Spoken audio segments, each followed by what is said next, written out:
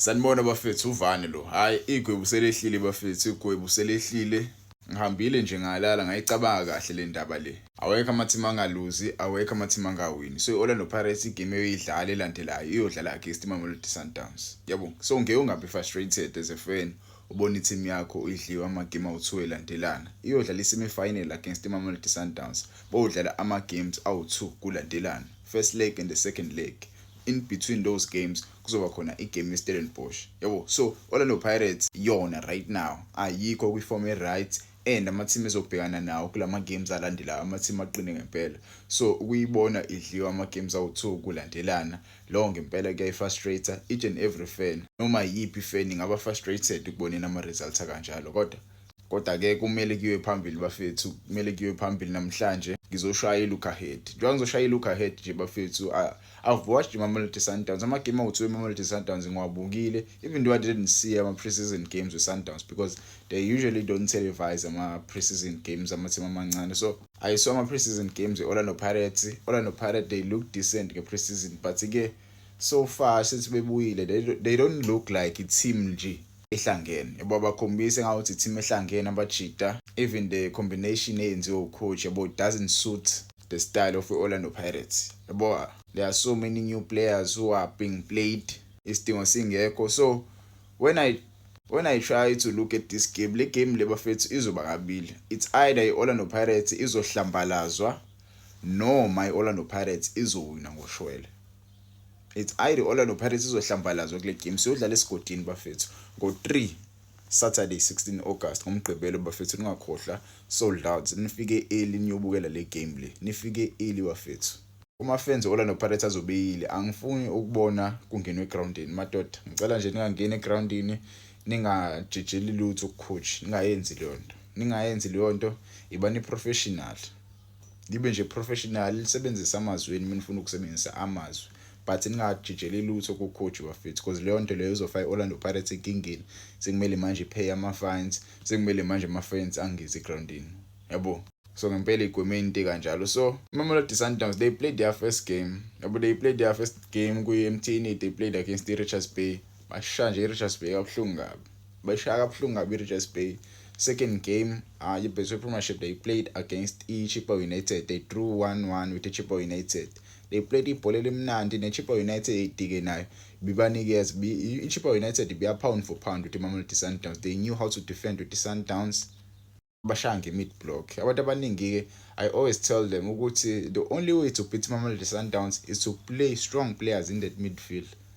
That's the only way because ibhola eliningi liyaye lisuke goalkeeper liye kuTebogo Mokoena. Tebogo Mokoena is the main key yeMamelodi Sundowns. uRonan Williams mephethe ibhola ulisa kuTebogo. Uyazi ukuthi uTebogo uyazi ukuthi ibhola izolenzana. Right now Mamelodi Sundowns they don't have that strong players. Abana abadlala ba strong abazokwazi ukuthi bashaya ama-team manje ngo-Kaizer, ama-team manje ngo-Orlando Pirates, ama-team manje ngo-Steelers. They have decent players. uLucas Ribeiro bafethu uhambile. Iyahamba actually akaka-confirm but ngeke azabe khona kule game ye-Orlando Pirates. So star players awekho that much. Yabo awekho that much. Now Peter Shalulile, rumors surrounding him, Mudau na akekho. So le Mamelodi Sundowns Orlando Pirates eyobhekana nayo akusiyona Mamelodi Sundowns strong ngaleyo ndlela, kodwa nayo Orlando Pirates right now ayikho strong. Angisho njalo nje. So i-Sundowns ingaba ne-upper hand kule game le, even though nayo i-Sundowns ingekho strong. Yabo I see Mamelodi Sundowns i-dominate Orlando Pirates, but again it's up to Orlando Pirates ukuthi ikwazi nayo ukubuya. Yabo I see Orlando Pirates kule game iba ne-fighting spirit because abantu abaningi bebele kube i-doubt kule weekend kuleli sonto nje siphuma kulona naleli sonto esikulona right now abantu bayi-doubt kakhulu. So I see mhlambe ucoach enzi ushintsho enze inguquko because kumele zenziwe inguquko because awukwazi ukuyodlala against Mamelodi Sundowns uqhamuke futhi uphinde ufield the same lineup. Yabo lapho that's a recipe for disaster. That is like writing yourself i-resignation letter nje uthi usucela ukuhamba, usucela ukuresign because you cannot play against the Sundowns ngale lineup obudlala ngawo kulama games awu2. Yabo izinto kumele ishintshe. So abadlali abanje ngoMahopa, abadlali abanje ngoMabasa, abadlali abanje ngoMbatha, Van Rooyen. Yabo ibona abadlali abena bayabonakala bedlala against Mamelodi Sundowns because they played against Mamelodi Sundowns, sebadlala before against Mamelodi Sundowns, they know what is at stake. This is the biggest game. After iSoweto derby, this is like igame yangempela la, i-rivalry yangempela. In the past 5 years, Mamelodi Sundowns, the Orlando Pirates, lama team lawo 2 akaze azwana. I-beef nje ngempela le isathana kuqala and strong ngempela. So le game le izobaleka kakhulu bafethu. Izobaleka kakhulu, kumele sikwazi ukuyifinqa isala kwi-first leg. Siyifinqe nje isa kwi-first leg, second leg mhlambe soba nama away goal, sishaya igoli elilodwa sedlala away. Yabo lapho ke kuzosinikeza mhlambe leyo nto leyo ukuthi mhlambe singaya kwi-final. Yabo but ke mina nginalo ithemba, ngibe nje nesibonakaliso nje, ngiphuphe nje uOsuna Police eshaya i-hat-trick against Mamelodi Sundowns, but ke knowing the coach ngenzeka uOsuna Police aqala ebenchini angazi, but I have that feeling ukuthi uOsuna Police ngazi ayiqale le game against the Mamelodi Sundowns. I don't know why, but ke ngibone nesibonakaliso nje Orlando Pirates iwina kule game, uOsuna Police ethola i-hat-trick. Ungangitshela wena score prediction sakho ukuthi le game izophela ngoba, but for me I see Orlando Pirates idlula la, maybe 3-1. Orlando Pirates izowina 3-1.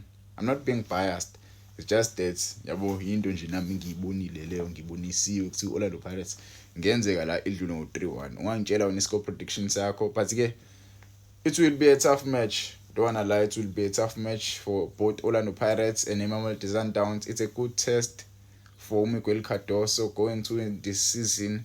If they win against Orlando Pirates, it will be a big boost for Miguel Cardoso, because naye ufuna ukwenza ushintsho lapha kwi-squad se-Sundowns. He's trying to trim abadlali abaningi abayita abahamba kwi-Sundowns, so utrima nje i-squad sakhe naye. So mayasa win against Orlando Pirates, leyo nto izoboosta i-confidence ye-team yakhe. Naye Orlando Pirates mayasi win against Mamelodi Sundowns, ingaboosta ke i-confidence kwi-squad se-Orlando Pirates, because abadlali bazobona ukuthi okay, if we beat Mamelodi Sundowns kalula nje, sure sinakwiligi singakwazi ukuba yabo bakwazi ukuba naleyo nto naleyo fighting spirit kwi-league, bakwazi ukuwina i-league. But ke let's hope le game le bafethu izovula amehlo both coaches, because both of these teams are going to play with CAF Champions League, so they need to pull up their socks, they need to act strong, because akhona ama-team akhona kwi-Betway Premiership this season. Kwi-Betway Premiership ziyakhala ngempela, ama-team amaningi ayawina bese ngawalindele. Durban City right now is at the top of i-league. Kaizer Chiefs ina 6 points. Yabo, they're taking each and every game at a time. They don't play good football, but they are winning games. That is what is important. Win games. So the game le baleka kakhulu for both teams, both coaches. Let's see ukuthi injani bafethu.